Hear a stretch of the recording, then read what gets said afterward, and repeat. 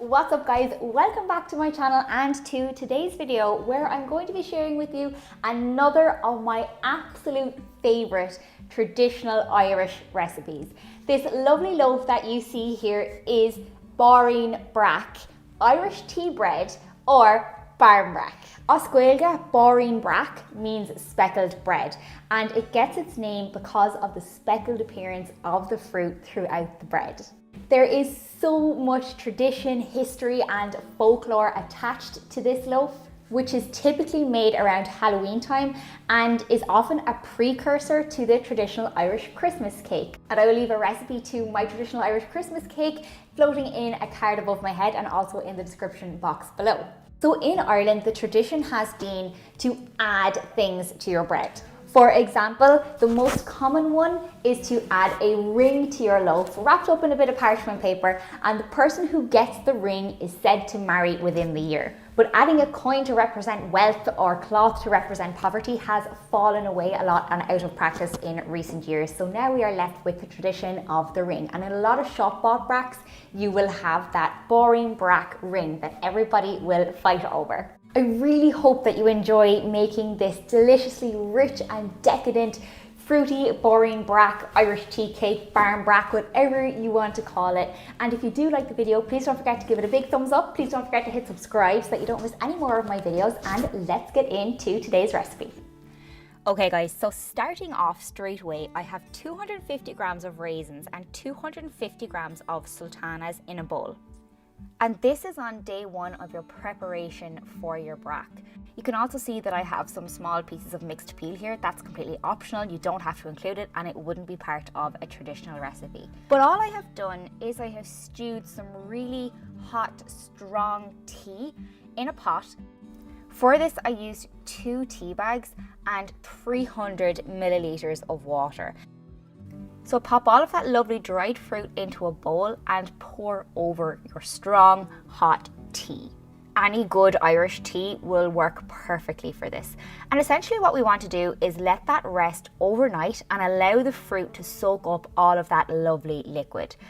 And this 300 mils will actually form the bulk of the liquid for this recipe. So it is a little bit different in that respect. The following morning, you can see just how much that fruit has soaked up all of that liquid. They've become really plump and moist and juicy, and that's exactly what we want for a really plump and moist and juicy barmbrack. And it's then time to prepare your batter. You will need 150 grams of light brown sugar, 300 grams of self-raising flour, 5 grams of mixed spice, 5 grams of salt, 5 grams of baking powder, 1 large free-range egg, your bowl of fruit, and I haven't included here that you will need about 100 mils extra of strong hot tea. So as usual, when we're doing any kind of baking, I always find it really good practice to pass all of your dry ingredients through a sieve. Give all of that a whisk together so it's nicely combined, and add your sugar. That mixture is so fragrant, really you're going to love this. Now this is a bit of an unusual one, but at this point we want to add our egg and just mix it in gently. It's going to be kind of a lumpy, really weird mixture that you're not really used to working with, but trust me, it'll work. When your egg is mixed in, go ahead and drain whatever liquid is remaining from your fruit. So that fruit won't have overnight soaked up all of that liquid, so you will have a little bit left. And what we want to do is create a nice smooth batter that drops off your spoon. This is where our 100 mils extra of our strong, freshly brewed tea comes in.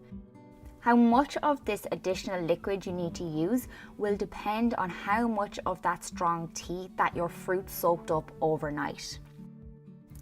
And I'm just adding it in a little bit at a time until I get the consistency that I want, which is sort of a runny, falls off the spoon cake batter, but you can still see your wooden spoon marks in your mixture.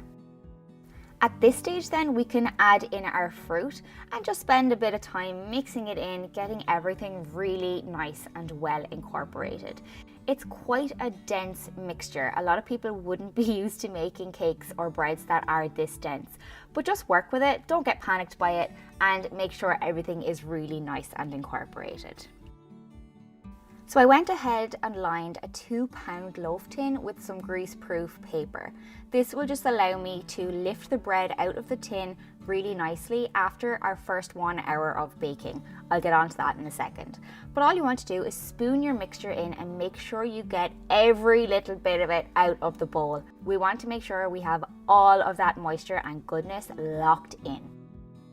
And you're going to bake your barmbrack in a preheated oven, which is set to 170 degrees Celsius, and that is a fan oven, for about an hour. If you pop a skewer into the center of your loaf and it still isn't coming out clean, then your bread may need an extra 20 minutes. You can take your loaf out of the tin using those overhanging edges on your greaseproof paper and pop it back into the oven tin-free for about another 20 minutes, and that should do the job perfectly. There is a little bit of watching to do on this loaf, so if you notice over the hour it's becoming too brown, pop a sheet of foil over the top of the loaf and this will prevent it from browning too much. Look how absolutely amazing that looks. I cannot wait to dig into this loaf. It is so fruity, so decadent, so delicious. It is perfect to eat on the day of baking, and what we do is slather it up with good Irish butter. It's the most amazing way to eat this. And that is it, everybody. I really hope you enjoy the recipe. If you recreate it, please don't forget to tag me on social media and let me know in the comments section down below how you got on with your own bakes. If you liked the video, please don't forget to give it a big thumbs up. Please don't forget to hit subscribe so that you don't miss any more of my videos, and I'm looking forward to seeing you back on my channel really, really soon. Bye!